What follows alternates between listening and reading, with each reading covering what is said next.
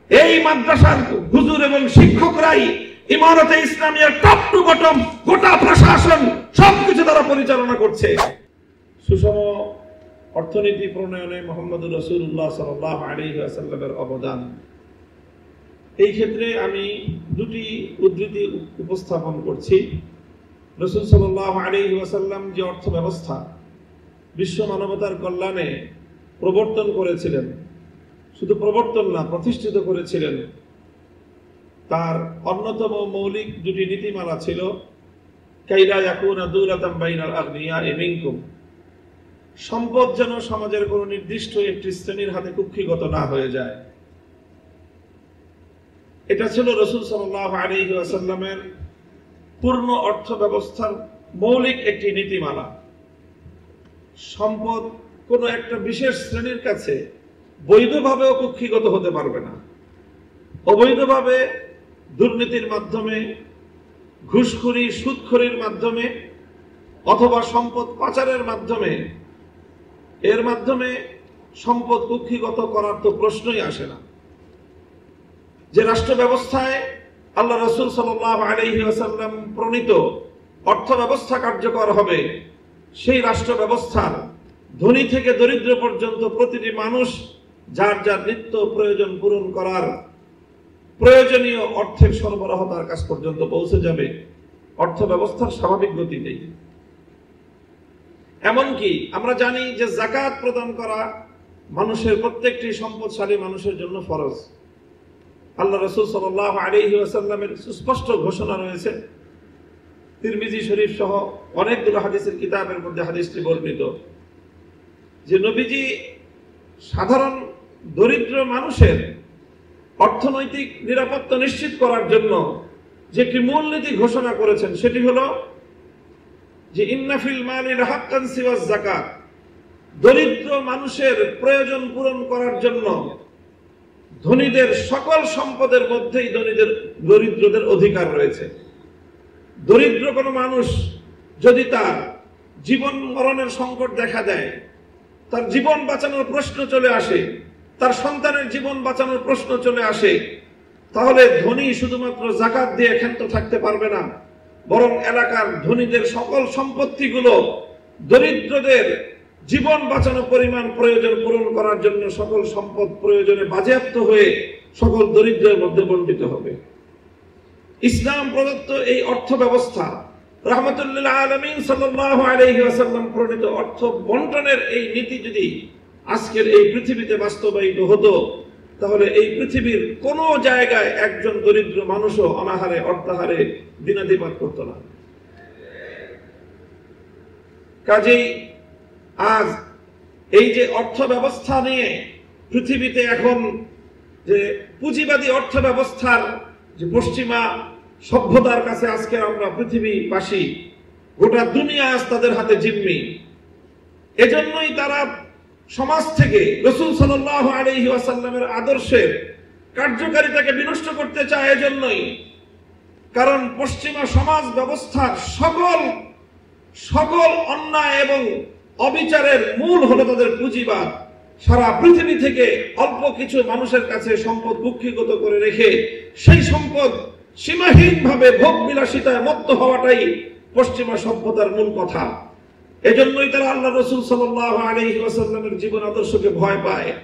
এজন্যই তারা মুসলিম সমাজকে আল্লাহর নবীর জীবন চরিত্র থেকে দূরে সরিয়ে দিতে চায়। কারণ মুসলমানরা যদি সোচ্চার হয়ে ওঠে, আল্লাহর নবীর প্রণীত অর্থ ব্যবস্থা যদি এই পৃথিবীতে বাস্তবায়ন করার জন্য মুসলমানরা সোচ্চার হয়, তাহলে পুঁজিবাদ ধসে পড়বে, পুঁজিবাদীদের এই ভোগ বিলাসিতা ধসে পড়বে।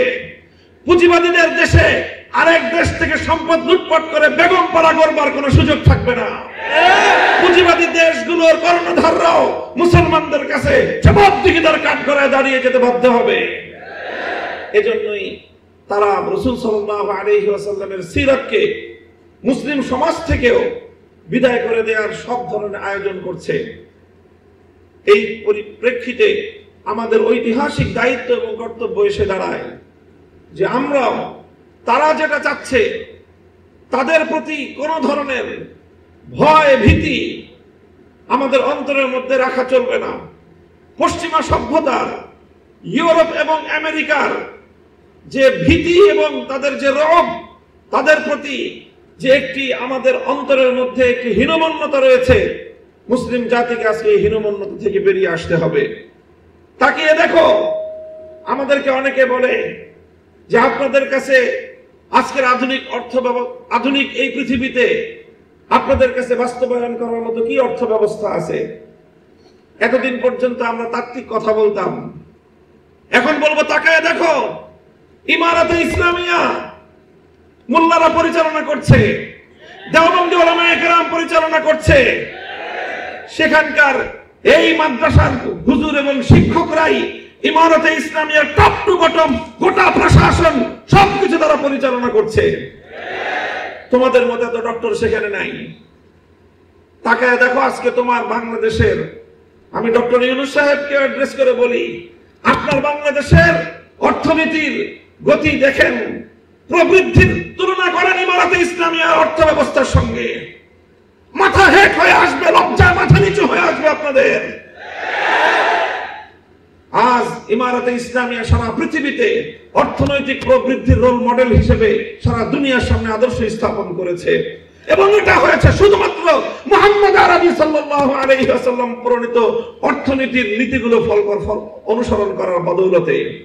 এবং এটা সম্ভব হয়েছে মোল্লাদের মাধ্যমেই, আলেম সমাজের মাধ্যমেই, যারা মাদ্রাসা পড়ুয়া তাদের মাধ্যমেই। হীনমন্যতার কোনো কারণ নাই। সেই দিন আসছে, সেই দিন আসছে, এই যে ভারত আমার নবীকে নিয়ে দুদিন পর পর ইজ্জত নিয়ে নবীর উপরে কটাক্ষ করে তারা যে আগুন নিয়ে খেলছে, যে আগুন নিয়ে খেলছে, এই নূপুর শর্মার এই অপকর্ম শেষ হওয়ার আগেই রামজি মহারাজ এবং নীতিশ নারায়ণ রানে তারা এভাবে একের পর এক আল্লাহর নবীকে কটাক্ষ করে আসলে মূলত তারা ভারতবর্ষ জুড়ে যুদ্ধের তামামা বাজাতে চায়। ওরা আমাদেরকে উস্কানি দিচ্ছে, যদি মুসলমান তোমরা তোমাদের নবীকে ভালোবেসে থাকো তাহলে আসো, তোমাদের সঙ্গে আমরা যুদ্ধ করব, তোমাদের সঙ্গে আমরা লড়াই করব। আলহামদুলিল্লাহ, আমাদের স্বাধীন ভারতের বাইরে, ইন্ডিয়ার বাইরের অন্য স্বাধীন মুসলিম দেশগুলোর কথা তো পরে, খোদ ভারতে মুম্বাই অভিমুখে লাখো নবী প্রেমিক জনতার লং মার্চ আজকে গোটা ভারতকে থরথর করে কাঁপিয়ে দিয়েছে। আমরা ভারতের মুসলমান দেশকে অভয় দিতে চাই, তাদেরকে সহমর্মিতা জানিয়ে বলতে চাই, যদি নরেন্দ্র মোদীরা হিন্দুত্ববাদ প্রতিষ্ঠার জন্য আমার নবীকে বারবার